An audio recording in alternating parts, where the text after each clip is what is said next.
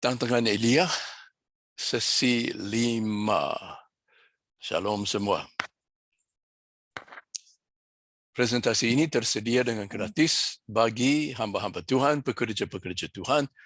Kalau ingin dapat presentasi ini, ya email saya saja, elijah003@gmail.com.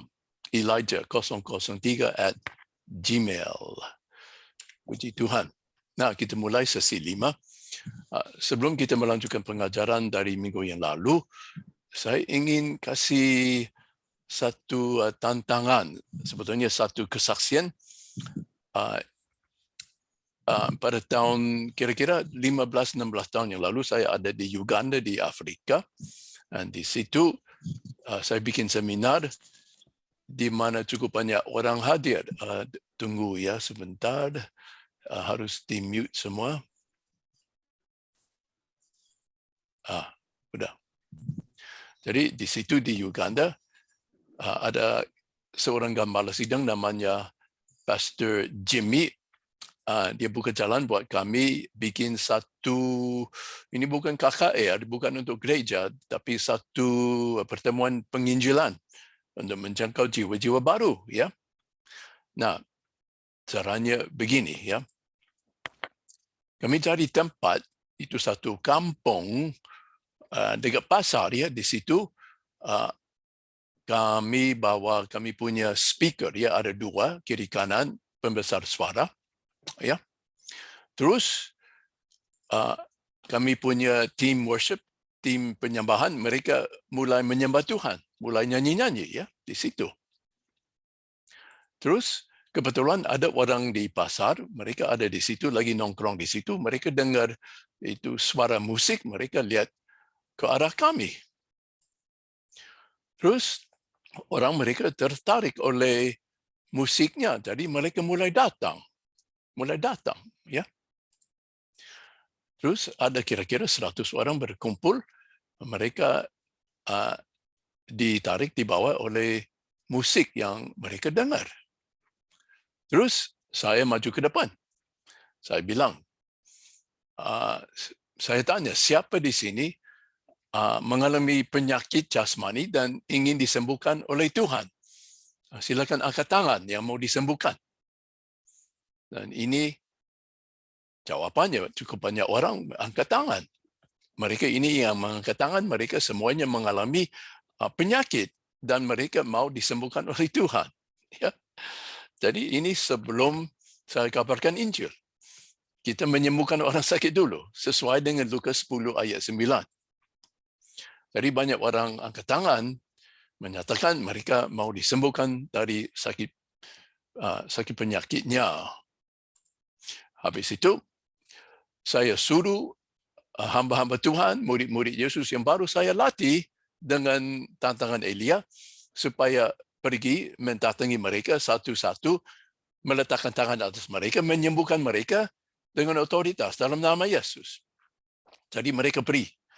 Ini murid-murid Yesus yang baru saya latih, mereka ke situ meletakkan tangan atas orang sakit.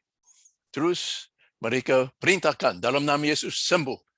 Jadi mereka melayani mereka dengan menjalankan tenaga kesembuhan dengan otoritas. Di situ kedua saudari ini meletakkan tangan atas kepala perempuan yang sakit ini, yang mengalami sakit ini. Jadi orang mulai sembuh.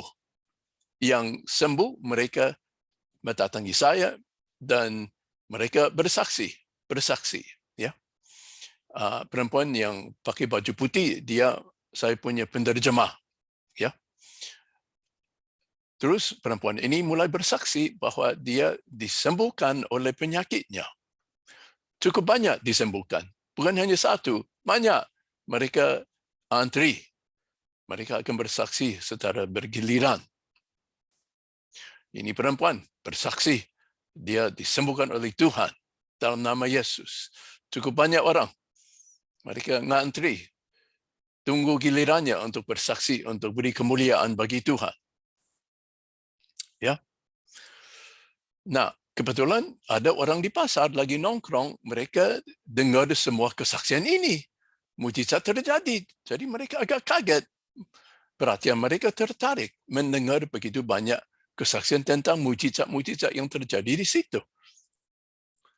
Jadi kesaksiannya berjalan terus. Banyak kesaksian. Banyak orang disembuhkan oleh murid-murid Yesus yang baru dilatih di seminar tantangan Elia. Ini perempuan bersaksi. Ini perempuan bersaksi. Jadi mereka yang kebetulan ada di situ, mereka kaget dengar kesaksian daripada semua mujizat-mujizat ini. Kaget. Dan mereka dengar dengan baik-baik. Ini perempuan dulu matanya kurang baik, nggak bisa baca. Tapi setelah dilayani oleh salah satu murid Yesus, dia bisa baca. Di sini lagi baca Alkitab.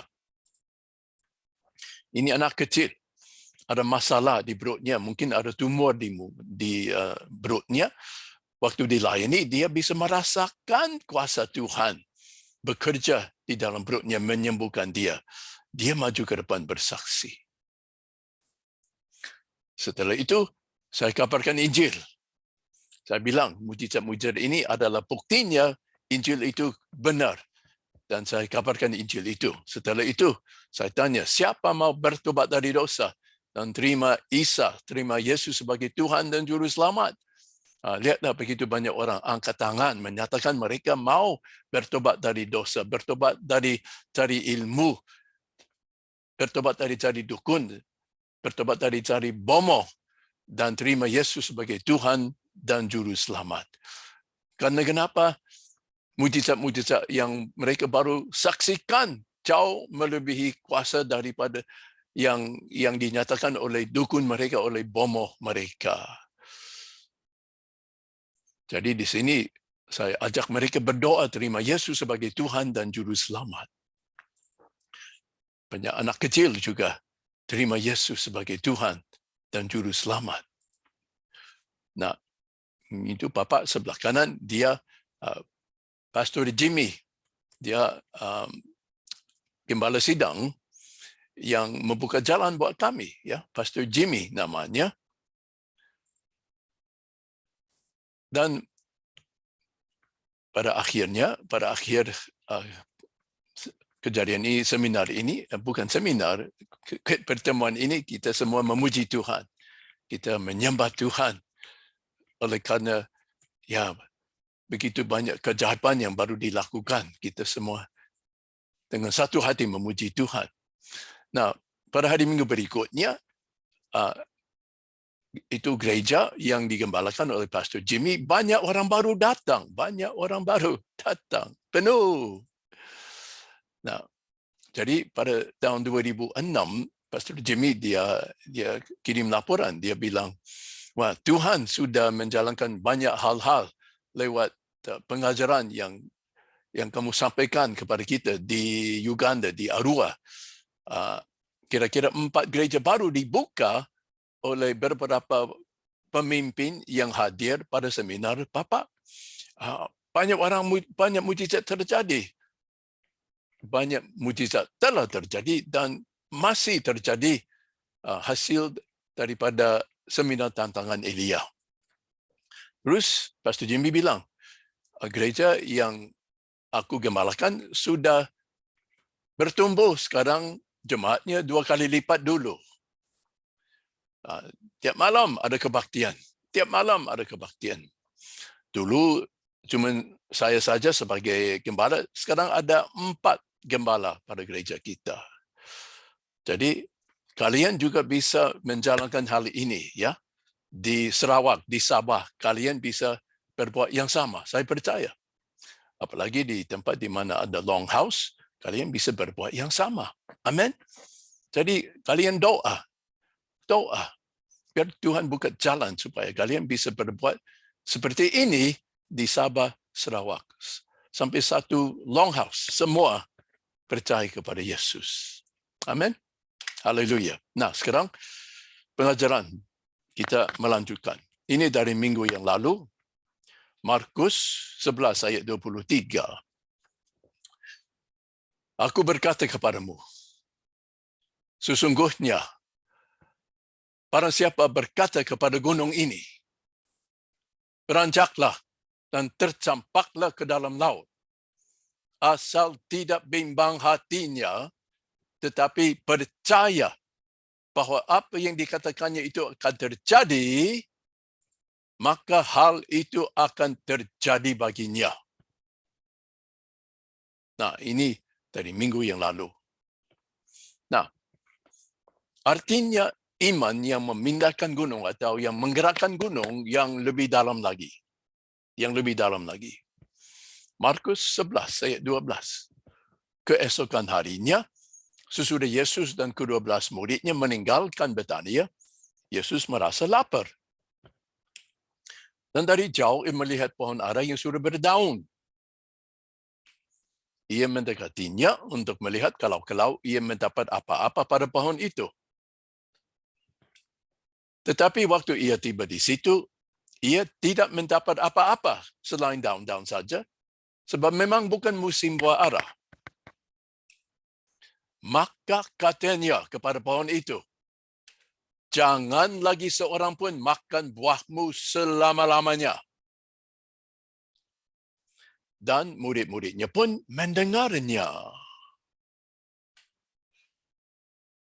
Kita loncat ke ayat ke-20. Pagi-pagi ketika Yesus dan murid-muridnya lewat, mereka melihat pohon ara tadi sudah kering sampai ke akar-akarnya. Nah, mujizat terjadi, saudara. Bagaimanakah Yesus melakukan mujizat ini? Bagaimana? Mari. Yesus melakukan mujizat ini bukan dengan doa. Bukan dengan doa, tidak ada doa, melainkan dengan mengeluarkan perintah kepada pohon itu, yaitu jangan lagi seorang pun makan buahmu selama-lamanya. Jadi Yesus menjalankan mujizat ini dengan keluar perintah, dengan menjalankan otoritas. Bapanya telah memberikan kepadanya otoritas menguasai pohon itu. Yesus mau supaya pohon itu mati, jadi dia perintahkan dia mati dan pohon itu tunduk. Kenapa? Karena pohon itu bawahannya. Yesus punya otoritas menguasai pohon itu. Pohon itu bawahannya. Yesus mau pohon itu mati, jadi dia keluar perintah supaya mati dan pohon itu karena bawahannya tunduk. Dia pun mati. Nah, dengan cara bagaimanakah Yesus perintahkan pohon itu sehingga mujizat itu terjadi? Di hatinya Yesus ada apa, saudara? Mari, ayat 21. Maka teringatlah Petrus akan apa yang telah terjadi. Lalu ia berkata kepada Yesus, Rabi, lihatlah, pohon ara yang kau kutuk itu sudah kering.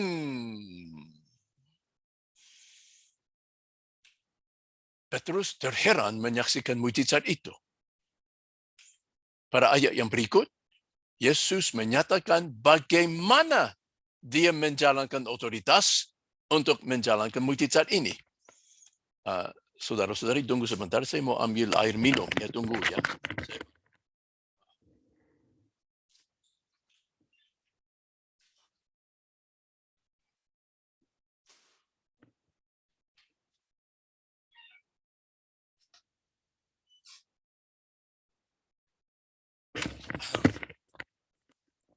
Maaf ya, saya sudah balik. Nah, jadi bagaimana Yesus menjalankan otoritas ini sampai mujizat ini terjadi? Bagaimana? Mari, ayat 22. Yesus menjawab mereka, percayalah kepada Allah. Nah, saudara, sebetulnya menurut bahasa Yunani, jawaban Yesus yang paling tepat begini. Punyalah iman yang Allah punya. Atau dalam bahasa Inggris, have faith of God. Jadi sebetulnya Yesus jawab bukan have faith in God, tapi dia jawab have faith of God. Punyalah iman yang Allah punya. Itu terjemahan yang paling tepat menurut bahasa Yunani. Punyalah iman yang Allah punya. have faith of God. Jadi, kita ulangi ya. Punyalah iman yang Allah punya. Aku berkata kepadamu, sesungguhnya barang siapa berkata kepada gunung ini, kepada penyakit ini, kepada setan ini, beranjaklah dan tercampaklah ke dalam laut.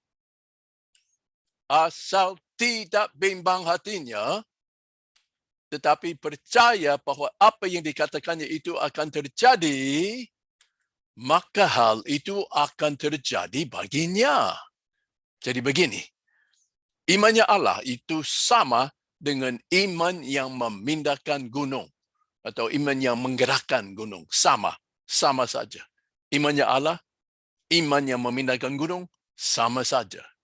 Yaitu, kalau punya imannya Allah, artinya tidak bimbang hatimu. Tidak bimbang sama sekali. Tidak bimbang, tidak ragu-ragu. Tidak bimbang hati kita. Dan apa yang saya katakan itu akan terjadi. Itulah imannya Allah. Itu iman yang memindahkan gunung. Apabila saudara mengerti otoritas, saudara bisa punya imannya Allah atau iman yang memindahkan gunung, yang menggerakkan gunung. Sekarang saya kasih 2 contoh untuk imannya Allah supaya lebih jelas artinya. Ya. Yang pertama, pada Kejadian 1, Allah menciptakan, pada mulanya Allah menciptakan langit dan bumi. Terus Kejadian 1 ayat 3, berfirmanlah Allah, jadilah terang. Lalu terang itu jadi.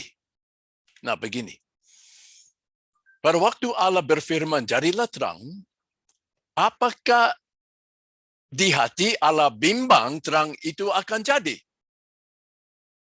Pada waktu dia keluar perintah, jadilah terang. Kemungkinan malaikat-malaikat hadir di situ, menyaksikan penciptaan Allah ini. Apakah pada waktu Allah berfirman, jadilah terang, di hatinya ada bimbang? Dia mulai berpikir, oh, bagaimana kalau terang itu tidak jadi? Aduh, aku malu sama malaikat-malaikat. Gimana ya? Oh, tolonglah Roh Kudus. Di mana ke engkau? Tolonglah, biar terang itu jadi. Apakah Allah bimbang terang itu akan jadi? Tidak sama sekali. Tidak sama sekali. Kenapa? Kenapa di hatinya Allah tidak bimbang? Kerana dia tahu dia punya segala otoritas. Allah punya segala otoritas. Jadi pada waktu dia keluar perintah, jadilah terang, terang itu harus taat. Terang itu harus jadi. Berdasarkan otoritas. Segala otoritas yang punya Allah. Jadi, pada waktu Allah berfirman, jadilah terang, itu dengan imannya Allah. Dengan imannya Allah. Dia berfirman, jadilah terang. Berdasarkan segala otoritas yang Allah punya. Amin. Saya harap itu jelas. Contoh yang kedua. Yohanes 11, di situ Yohanes membangkitkan Lazarus dari antara orang mati. Ya.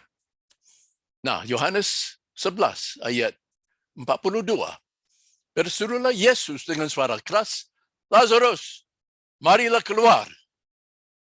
Nah, apakah Yesus bimbang Lazarus akan bangkit pada saat itu?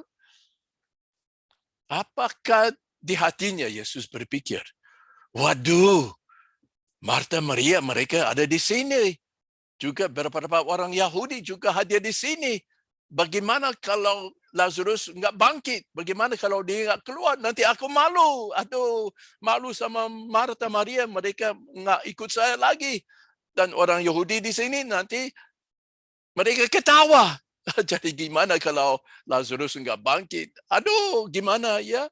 Oh Papa, tolonglah Roh Kudus. tolonglah di manakah engkau? Tolonglah, biar Lazarus bangkit. Apakah pada saat ini Yesus bimbang Lazarus akan bangkit? Sama sekali tidak. Kenapa Yesus tidak bimbang, saudara? Kenapa? Karena firman Tuhan berkata, Yohanes 5 ayat 21, sebab sama seperti Bapa membangkitkan orang-orang mati dan menghidupkannya, demikian juga anak menghidupkan barang siapa yang dikehendakinya. Jadi Yesus tahu, dia sudah diberi otoritas membangkitkan orang mati. Otoritas sudah ada. Jadi waktu dia keluar perintah kepada Lazarus, marilah keluar. Itu dengan imannya Allah. Waktu dia keluarkan perintah, Lazarus, marilah keluar. Itu dengan imannya Allah. Dengan tidak ada bimbang. Kenapa? Karena dia tahu dia sudah diberi otoritas untuk membangkitkan orang mati. Amin. Saya harap itu jelas.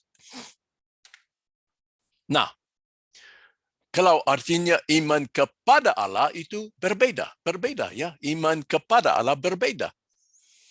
Iman kepada Allah artinya kita menantikan Tuhan bertindak. Dan Tuhan memindahkan gunung itu. Ya, itu artinya iman kepada Allah.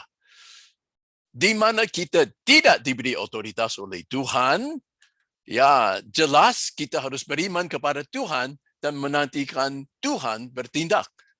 Di mana kita tidak diberi otoritas, memang kita harus bersandar kepada Tuhan, beriman kepada Tuhan, menantikan Tuhan bertindak, menantikan Tuhan memindahkan gunung itu, di mana kita tidak diberi otoritas.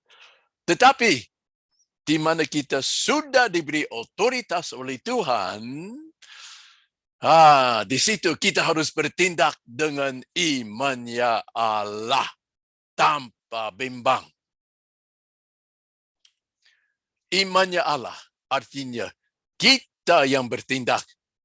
Kita yang bertindak dengan keluar perintah kepada gunung, kepada setan, kepada penyakit itu tanpa ragu-ragu, tanpa bimbang. Itu artinya imannya Allah. Tetapi oleh karena pada umumnya gereja pada masa kini tidak mengerti imannya Allah, jarang diajar, mujizat dalam penginjilan itu jarang sekali. Karena gereja tidak mengerti imannya Allah. Kita mengerti iman kepada Allah, jelas, bagus sekali. Tapi kita kurang pengertian tentang imannya Allah. Iman yang memindahkan gunung untuk mengusir setan, untuk menyembuhkan orang sakit. Akibatnya, gereja masa kini lumpuh dan tidak berhasil memberitakan Injil kepada suku-suku di Malaysia dan Indonesia yang belum terjangkau. Kita jadi lumpuh, saudara. Kerana enggak mengerti imannya Allah. Belum pernah diajar iman yang memindahkan gunung. Dan kalau mau menyembuhkan orang sakit, usir setan dengan efektif, kita harus mengerti, harus menjalankan iman yang memindahkan gunung, iaitu imannya Allah, iman tanpa bimbang. Boleh dikatakan, imannya Allah itu sama dengan iman yang memindahkan gunung atau iman yang menggerakkan gunung. Sama artinya. Yesus melakukan mujizat itu dengan menjalankan otoritasnya dan memerintahkan pohon itu mati dengan imannya Allah atau iman yang memindahkan gunung. Jadi imannya Allah terdiri dari tidak bimbang hati kita. Tidak bimbang. Kita mengerti otoritas, jadi hati kita tidak bimbang. Apa saja yang saya katakan harus terjadi. Itulah imannya Allah atau iman yang memindahkan gunung. Nah sekarang kita belajar iman seperti biji sesawi. Iman seperti biji sesawi.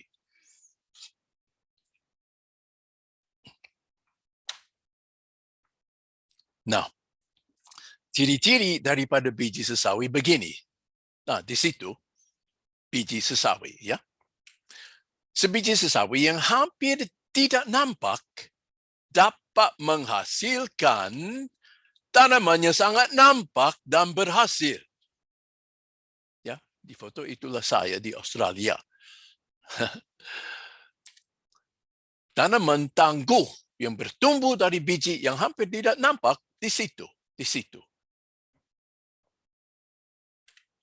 Dan di atas tanaman ini, kita lihat banyak polong, ya, banyak polong.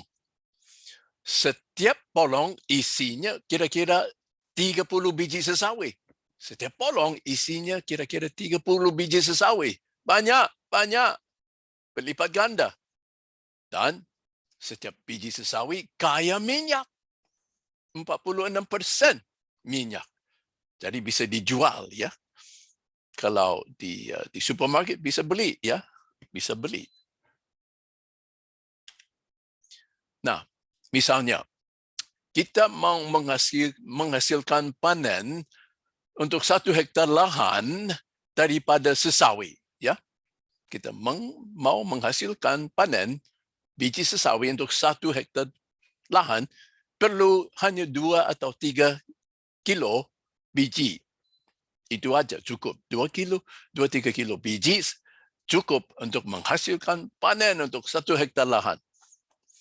Sebaliknya, ya, misalnya kita mau menghasilkan panen untuk 1 hektar lahan untuk gandum, perlu 100 kilo biji gandum untuk panen itu. Ya, jauh bedanya. Jadi, biji sesawi itu kaya sekali dan dikemas dengan potensi. Itu ciri-ciri dari biji sesawi, ya. Biji sesawi itu bisa sangat bermanfaat dan produktif. Tetapi benih itu hampir tidak terlihat dan memiliki sedikit substansi fisik luar. Ya. Nah, dengarlah, ya. Dengan cara yang sama, iman tidak terlihat dan tidak memiliki substansi fisik. Dengan cara yang sama, iman tidak terlihat, tidak memiliki substansi fisik. Tetapi imannya Allah yang tidak terlihat dapat menuai panen besar atau hasil yang sangat terlihat. Imannya Allah dapat memindahkan gunung. Imannya Allah dapat memindahkan penyakit, menyembuhkan penyakit. Imannya Allah dapat memindahkan setan, dapat mengusir setan. Imannya Allah dapat menghasilkan hasil yang luar biasa di bidang fisik atau di sini dan pada saat ini. Itu hasil daripada imannya Allah. Imannya Allah tidak terlihat, tapi dapat memindahkan gunung, usir setan, menyembuhkan penyakit. Walaupun tidak terlihat. Dan apakah ciri-ciri imannya Allah? Atau iman yang memindahkan gunung? Apakah ciri-cirinya? Imannya Allah tidak bimbang. Tidak bimbang. Punyalah iman yang Allah punya. Aku berkata kepadamu, sesungguhnya barang siapa berkata kepada gunung ini, kepada penyakit ini, kepada setan ini, beranjaklah, tercampaklah ke dalam laut. Asal tidak bimbang hatinya, tetapi percaya bahwa apa yang dikatakannya itu akan terjadi, maka hal itu akan terjadi baginya. Kalau kita mengerti otoritas, kita boleh punya imannya Allah, yaitu iman tanpa bimbang. Kalau bimbang, akibatnya kurang imannya Allah. Dan kita akan gagal. Kita gagal usir setan atau menyembuhkan orang sakit kalau bimbang. Kalau kurang imannya Allah. Misalnya, saya piara anjing. Saya mau dia duduk. Saya bos, dia bawahan. Saya majikannya, dia bawahan. Jadi pada waktu saya keluarkan perintah duduk kepada anjing saya, Saya tidak bimbang. Di hati saya tidak bimbang. Karena kenapa? Saya punya otoritas menguasai dia. Apa yang saya katakan kepada anjing itu pasti akan terjadi. Pasti. Kalau saya keluar perintah duduk, kata itu pasti akan terjadi. Pasti. Bagaimana kalau dia nggak mau duduk? Ya, bagaimana kalau dia nakal, nggak mau duduk? Saya paksa dia duduk. Saya keluar tangan saya, ditekan sampai dia duduk. Jadi apa yang saya katakan itu pasti akan terjadi. Itu namanya otoritas. Otoritas menguasai bawahan. Anjing itu bawahan saya. Jadi apa yang saya katakan kepada dia pasti akan terjadi karena dia bawahan saya. Ya, kalau setan sakit penyakit tidak mau tunduk kepada perintah kita. Mereka enggak mau. Itu pekerjaan iblis. Mereka enggak mau. Biar enggak mau, kami paksa mereka keluar. Kami paksa mereka keluar dalam nama Yesus. Dengan tekun, kami usir. Kami keluar perintah. Kami tangking. Kami menghardik dalam nama Yesus. Artinya kami paksa mereka keluar dan mereka pasti keluar. Mereka bawahan kita. Amin. Kami paksa mereka keluar dalam nama Yesus. Dengan ketekunan. Dengan menghardik. Dengan tangking. Dalam nama Yesus. Itulah imannya Allah, saudara-saudari.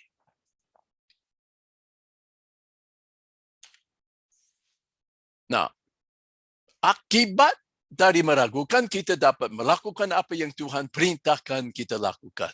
Bagaimana akibatnya kalau di hati kita ada bimbang? Bagaimana akibatnya? Mari. Petrus mau berjalan di atas air. Petrus ada di dalam perahu di Danau Galilea. Pada waktu dia melihat Yesus berjalan di atas air. Matius 14 ayat 28. Lalu Petrus berseru dan menjawab Yesus, Tuhan, apabila engkau itu, suruhlah aku datang kepadamu berjalan di atas air. Nah, Petrus kagum melihat Yesus berjalan di atas air dan dia pun juga ingin berbuat yang sama. Dia juga mau berjalan di atas air. Tetapi Petrus menunggu perintah dari Tuhan Yesus untuk datang kepadanya berjalan di atas air. Dia tunggu perintah dulu. Petrus sebetulnya sangat bijaksana. Sebelum dia memberanikan diri menjalankan mukjizat ini, yaitu turun dari perahu berjalan di atas air, Petrus tunggu perintah dari Tuhan untuk melakukannya. Itu sangat bijaksana, saudara. Kenapa? Karena bagaimana akibatnya? Kalau kita coba berjalan di atas air lautan tanpa diperintahkan oleh Tuhan, bagaimana akibatnya? Kita tenggelam, saudara. Ya, biasanya tidak bisa berjalan di atas air. Kalau kita coba, kita pasti tenggelam. Jadi harus ada perintah dari Tuhan dulu. Ayat 29, kata Yesus kepada Petrus, datanglah. Pada waktu Yesus mengeluarkan perintah supaya datanglah kepada Petrus, kita tahu bahwa Petrus melakukan mukjizat ini menurut kehendak Tuhan. Pada waktu Yesus keluar perintah, datanglah artinya Tuhan mau Petrus berjalan di atas air. Ini kehendaknya. Dan juga Petrus telah diberikan otoritas oleh Tuhan untuk berjalan di atas air. Pada waktu Yesus keluar perintah, datanglah.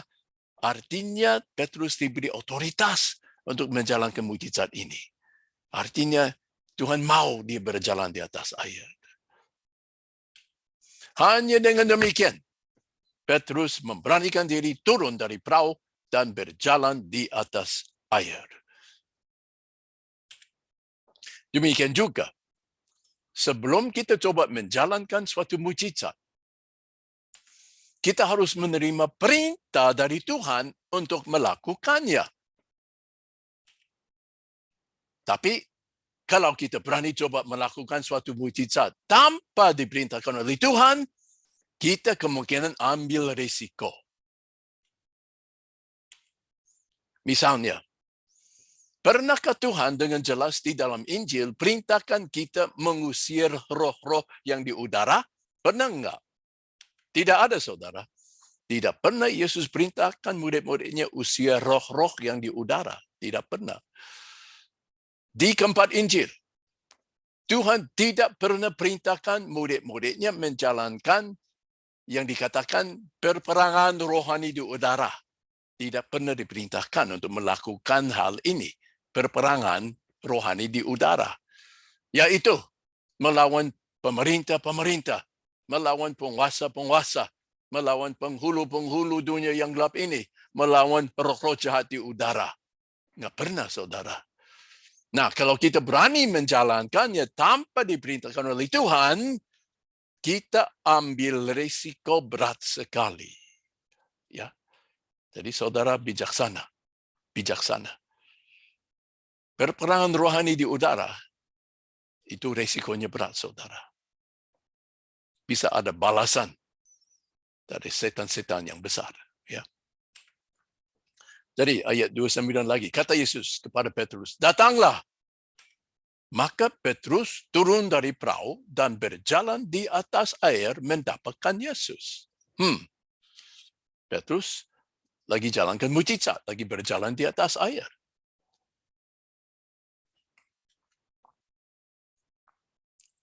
Ayat 30, tetapi ketika dirasanya tiupan angin, takutlah Petrus dan mulai tenggelam. Setelah dimulai takut, saudara-saudari, mujizatnya hilang, lari. Petrus mulai tenggelam, pada waktu mulai takut, dia tenggelam. Tidak ada mujizat lagi. Lalu Petrus berteriak, Tuhan, tolonglah aku. Aku bisa tenggelam.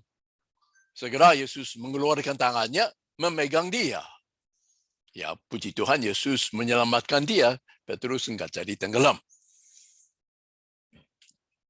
Dan Yesus berkata, hai orang yang kurang percaya, mengapa engkau bimbang? Kenapa Petrus tenggelam? Kenapa dia gagal? Karena bimbang. Yesus tidak senang dengar seruan Petrus. Kenapa? Karena Yesus sudah perintahkan dia berjalan di atas air dan menuntut dia berhasil menjalankan perintahnya. Yesus keluar perintah, datanglah, artinya Yesus mau Petrus mendatangi dia, berjalan di atas air sampai ke Yesus. Petrus gagal, tidak menaati perintahnya. Jadi Yesus enggak senang, karena Petrus gagal menjalankan perintahnya, yaitu datanglah. Nah, mengapa Petrus tenggelam? Ini yang penting. Kenapa dia tenggelam? Yesus berkata, hai orang yang kurang percaya, mengapa engkau bimbang? Jadi, Petrus tenggelam karena bimbang, karena kurang iman. Nah, kurang iman macam mana? Nanti kita lihat ya. Dia bimbang, jadi mengakibatkan dia tenggelam. Petrus tenggelam karena dia bimbang. Bimbang hatinya. Tepatnya apa yang Petrus ragukan? Dia bimbang tentang apa? Mari, ini penting. Petrus bimbang dia sendiri bisa berjalan di atas air sebagaimana diperintahkan oleh Tuhan Yesus. Dia bimbang dia sendiri. Dia bimbang dia sendiri bisa berjalan di atas air. Nah, begini ya. Kita selalu mengajar umat Tuhan supaya jangan bimbang terhadap Bapa kami yang di surga. Amin. Amin. Jangan bimbang terhadap janji-janji Bapa kami yang di surga. Tidak boleh bimbang. Dia setia. Amin. Betul. Tetapi Apakah Petrus bimbang terhadap Allah di sini? Apakah karena bimbang terhadap Allah, Petrus tenggelam? Tidak, tidak. Apakah Petrus bimbang terhadap Tuhan Yesus di sini? Mengakibatkan dia tenggelam? Tidak, tidak. Apakah Petrus bimbang Yesus bisa berjalan di atas air di sini? Tidak. Petrus melihat Yesus berjalan di atas air. Jadi, tepatnya apa yang Petrus ragukan? Apa yang dia ragukan mengakibatkan dia tenggelam? Apa? Karena Petrus bimbang dia sendiri bisa berjalan di atas air sebagaimana diperintahkan Yesus. Karena dia bimbang diri sendiri, boleh dikatakan Petrus kurang imannya Allah. Kalau bimbang, artinya kurang imannya Allah. Ingat, imannya Allah itu apa? Markus 11 ayat 22. Yesus menjawab mereka, punyalah iman yang Allah punya. Aku berkata kepadamu, sesungguhnya barang siapa berkata kepada gunung ini, beranjaklah dan tercampaklah ke dalam laut, asal tidak bimbang hatinya, tetapi percaya bahwa apa yang dikatakannya itu akan terjadi, maka hal itu akan terjadi baginya. Jadi begini, kalau saudara punya imannya Allah, di hatimu tidak bimbang.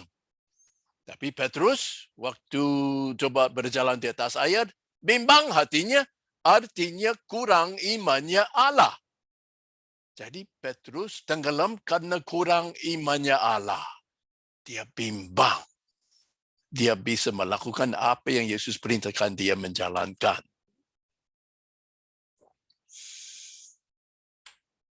Jadi Petrus gagal dan tenggelam oleh karena dia kurang imannya Allah. Hatinya bimbang. Dia bisa berjalan di atas air sebagaimana diperintahkan oleh Tuhan. Hatinya bimbang, artinya dia kurang imannya Allah. Jadi dia gagal karena kurang imannya Allah. Yaitu iman yang memindahkan gunung. Nah begini ya. Apa artinya iman kepada Allah? Nah, iman kepada Allah memang penting. Itu dasar. Sebelum ada imannya Allah, harus ada iman kepada Allah dulu. Iman kepada Allah itu dasar. Iman kepada Allah berkata, saya yakin Tuhan bisa melakukannya. Tidak ada yang mustahil bagi Tuhan. Itu iman kepada Allah. Itu penting. Itu dasar. Tetapi imannya Allah itu berbeda, saudara. Berbeda dengan iman kepada Allah. Bagaimana bedanya begini? Imannya Allah berkata, saya yakin saya bisa melakukannya. Karena saya diberi otoritas dan kesanggupan oleh Tuhan dan diperintahkan oleh Tuhan untuk melakukannya. Saya yakin saya bisa melakukannya. Tuhan sudah memberikan otoritas kepadaku dan Tuhan sudah memerintahkan aku untuk melakukannya. Jadi tentang menyembuhkan orang sakit, ya. Pada waktu kita lagi menginjili orang baru, ada orang sakit di situ, jadi harus ada imannya Allah untuk menyembuhkan orang sakit itu. Saya bisa menyembuhkan orang sakit ini. Kenapa? Karena penyakit ini adalah bawahanku. Saya punya otoritas menguasai penyakit ini. Dan Tuhan perintahkanku menyembuhkan orang sakit pada waktu penginjilan. Jadi saya bisa menyembuhkan orang ini. Ini kehendak Tuhan dan penyakit ini adalah bawahanku. Tidak jadi masalah. Tidak jadi masalah. Saya dapat menyembuhkan orang ini. Dan setelah mujizat terjadi, orang ini hatinya terbuka untuk terima Yesus sebagai Tuhan dan Juru Selamat. Nah, itu yang terjadi di India. Tiap hari terjadi di India. Menghasilkan 1,000 gereja rumah di satu provinsi saja.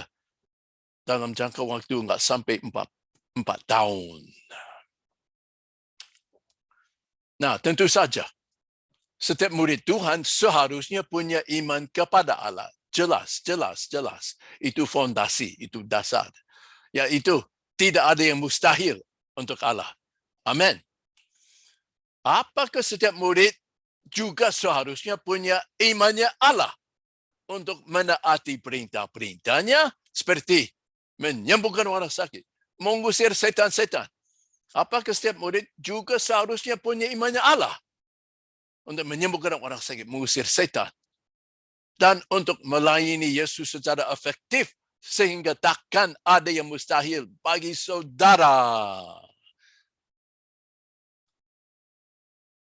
Begini ya, Tuhan menjalankan yang mustahil melalui murid-muridnya yang punya imannya Allah. Tuhan menjalankan yang mustahil melalui murid-muridnya yang punya imannya Allah. Iman yang memindahkan gunung. Matius 17 ayat 20.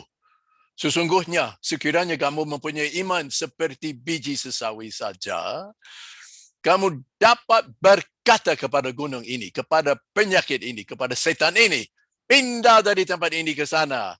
Maka gunung ini akan pindah, penyakit itu akan sembuh, setan itu akan keluar. Dan takkan ada yang mustahil bagimu. Bukan bagi Tuhan, tapi bagimu saudara-saudari dalam Kristus. Sesama hamba Tuhan, tidak ada yang mustahil bagimu. Tuhan mengerjakan yang mustahil lewat hamba-hambanya, murid-muridnya yang punya imannya Allah. Yaitu iman yang memindahkan gunung. Jadi begini, tidak cukup kita turun dari perahu saja, tidak cukup saudara. Kita juga harus berjalan di atas air tanpa tenggelam. Dengan demikian juga, tidak cukup kita hanya berusaha untuk menyembuhkan orang sakit sebagaimana diperintahkan oleh Tuhan. Tidak cukup hanya coba-coba berusaha saja tapi gagal. Nggak boleh. Harus menyembuhkan orang sakit sampai sembuh total. Itu yang diperintahkan oleh Tuhan. Sembuhkan orang-orang sakit di situ. Artinya, mujizat harus terjadi. Orang sakit harus sembuh. Itu yang diperintahkan oleh Tuhan. Itu penting sekali karena mujizat itu bukti bahwa Injil itu benar. Bahwa Yesuslah satu-satunya jalan kepada Bapa kami yang di surga. Jadi penting. Nggak boleh hanya berusaha. Jangan hanya coba sekali, tapi harus berhasil. Orang sakit harus sembuh. Sembuh nyata. Sebagai buktinya, Yesus itu Mesias yang dijanjikan dalam perjanjian lama. Kita juga harus menyatakan kuasa kesembuhan secara nyata untuk membawa jiwa-jiwa kepada Tuhan. Takut dan imannya Allah berlawanan. Takut dan imannya Allah berlawanan. Matius 8 ayat 23. Lalu Yesus naik ke dalam perahu dan murid-muridnya pun mengikutinya. Sekonyong-konyong mengamuklah angin ribut di danau itu sehingga perahu itu ditimbus gelombang tetapi Yesus tidur. Maka datanglah murid-muridnya membangunkan dia.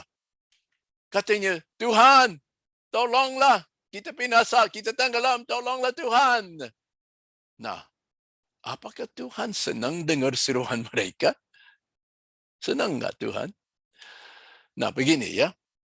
Biasanya, kita mengajar bahwa kalau kita berseru kepada Tuhan untuk menyelamatkan kita, dia pasti senang mendengar keseruan kita. Itu biasanya yang kita ajar, saudara.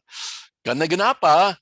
Apabila kita berseru kepada Tuhan, artinya kita bersandar kepadanya dan dia pasti senang. Nah, apakah ini selalu benar? Selalu benar? Tidak, saudara. Tidak. Di mana kita sudah diberi otoritas.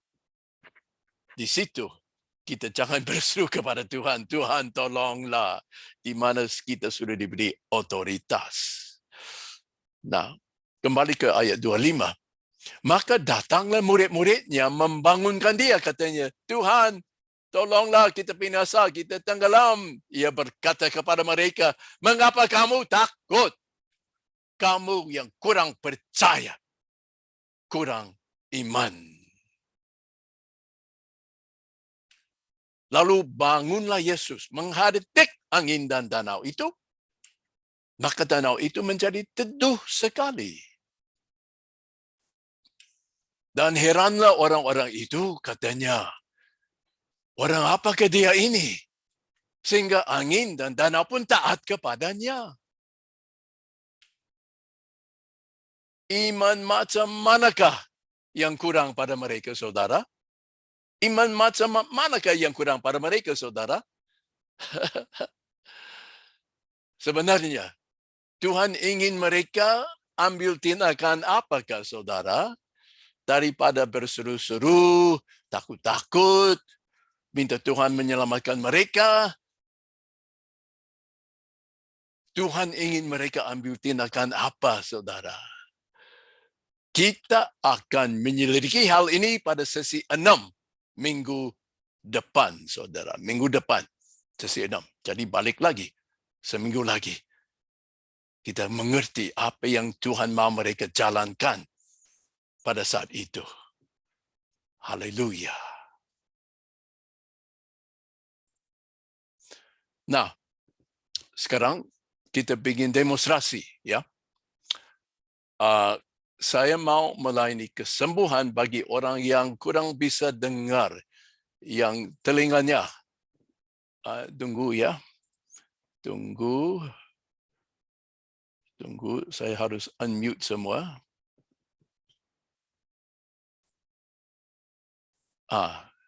Sekarang boleh unmute ya. Ada siapa yang kurang bisa mendengar? Mungkin sebelah tuli, atau mungkin ada suara di telinga yang sangat mengganggu. Ya, ada siapa ingin disembuhkan? Pendengarannya ingin disembuhkan. Mungkin sebelah tuli atau kurang bisa mendengar. Ada siapa yang pendengarannya mau disembuhkan? Siapa? Ayo. Ayo, siapa?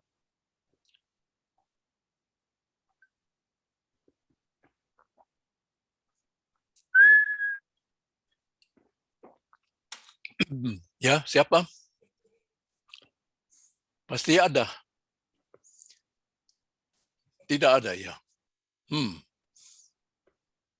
Ada? Kurang bisa mendengar.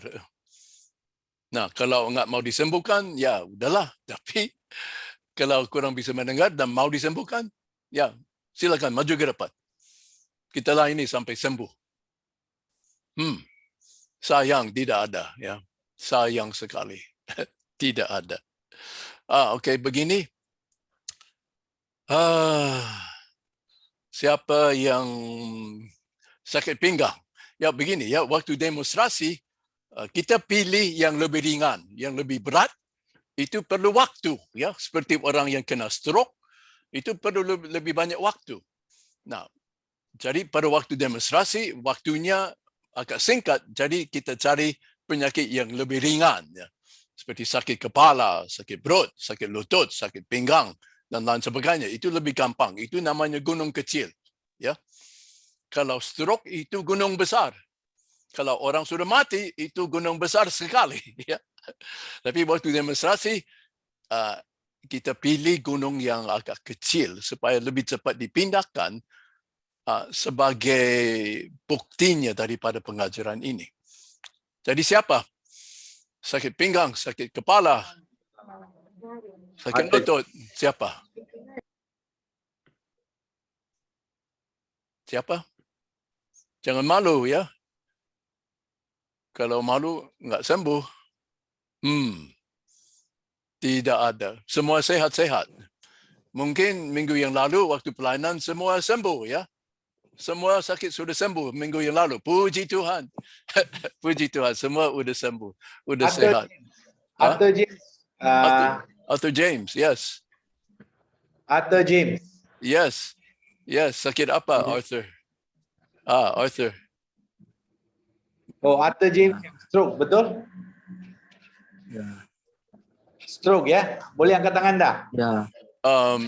Begini, Boleh. ya kalau stroke, Arthur James sekarang lebih kuat. Apakah ada kemajuan? Apakah ada kemajuan keadaannya? Karena minggu yang lalu sudah dilayani, betul? Apakah sekarang ada kemajuan?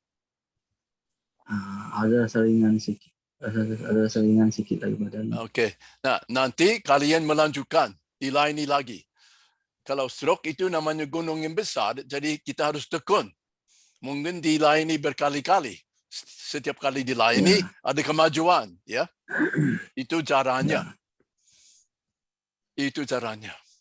Tapi kalau Arthur, nanti kalian yang melayani dia. Karena sebentar lagi saya harus pergi, ya. Jadi kalian nanti melayani Arthur. Mungkin harus melayani ya 1 kali, 2 kali, 3 kali, 4 kali. Setiap kali dilayani ada kemajuan, ya. Ya. Jadi kalau enggak ada, kalau cuma Arthur, jadi saya boleh pergi, ya. Kalau enggak ada yang penyakit lebih ringan, saya pergi saja, ya. Alright. Okay. Begini. Sampai ketemu minggu depan, masih ada puji Tuhan. Puji Tuhan. Okay, David, Edwin, I return the mic to you. Thank And you. I'll see you I again. think there is a girl that but I can't elder law.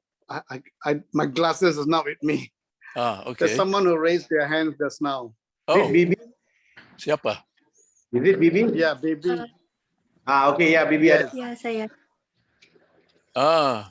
Bibi.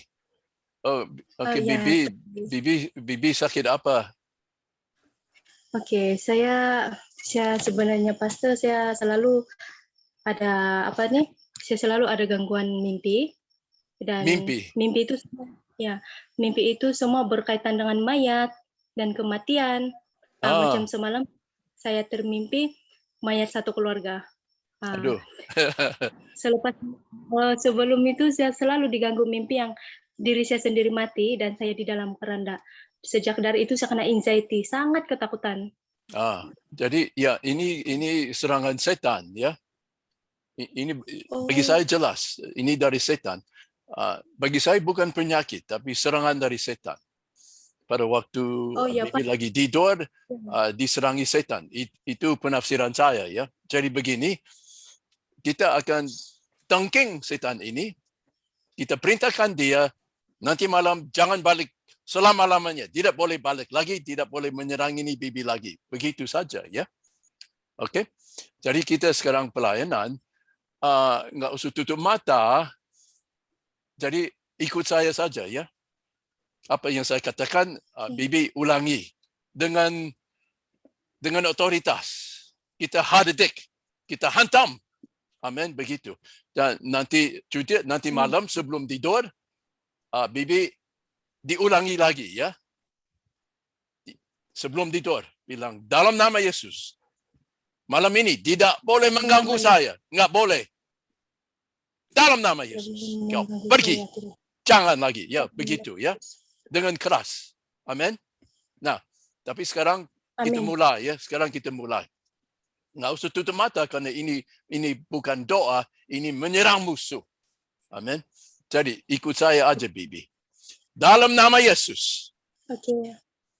Ikut. Dalam nama Yesus. Setan nama ini yang mengganggu saya waktu tidur, Yang pergilah. mengganggu saya semasa tidur, Pergilah. pergilah. Jangan balik lagi. Pergilah. Dalam nama Jangan Yesus. balik lagi. Aku tangking Dalam engkau nama Yesus. pergi, Aku tengking engkau. keluar, Pergi. jangan balik lagi. Keluar. Dalam nama Yesus. Jangan balik lagi. Dalam nama Yesus. Dia begitu keras, ya. Mereka dihantam. Mereka itu musuh mengganggu Bibi waktu tidur. Enggak boleh. Jadi Bibi harus keras. Harus membalas dalam nama Yesus. Jangan lagi. Sudah. Amen. Jadi Pastor, begini, jelas itu jelas sekali dari kan? kenapa? Itu jelas sekali memang gangguan dari iblis kan, bukan semestinya yang seperti mental begitu kan? Bagi saya bukan. Bagi saya bilang bukan. Saya percaya dari setan, dari iblis untuk mengganggu kita. Okay? Ini seringkali setan dikasih mimpi jelek, itu nggak jarang. Jadi ini bukan bibi sakit mental, saya percaya bukan. Tapi ini sifatnya seperti serangan iblis. Amin. Jadi bibi bukan sakit mental, ya, bukan sakit mental. Tapi begini bibi, kalau ada orang, misalnya di hatimu ada orang yang pernah menyinggung perasaan bibi, mungkin bibi harus mengampuni mereka. Itu penting juga. Juga di rumah, apakah ada barang yang najis gitu? Apakah di rumah ada berhala yang disembah? Itu harus dibuang. Itu penting juga. Jadi bibi coba, apakah orang tua bibi sudah percaya kepada Yesus? Apakah seluruh keluarga percaya kepada Yesus? Kalau belum, itu jadi masalah. Mungkin ada berhala, mungkin ada jimat. Itu juga bisa menyebabkan mimpi yang jelek. Jadi hal itu harus diselidiki. Amin. Amin. Okay. Maybe David, you can give her further advice. Okay, later. Jadi sekarang saya pergi. Sampai ketemu minggu depan, masih ada.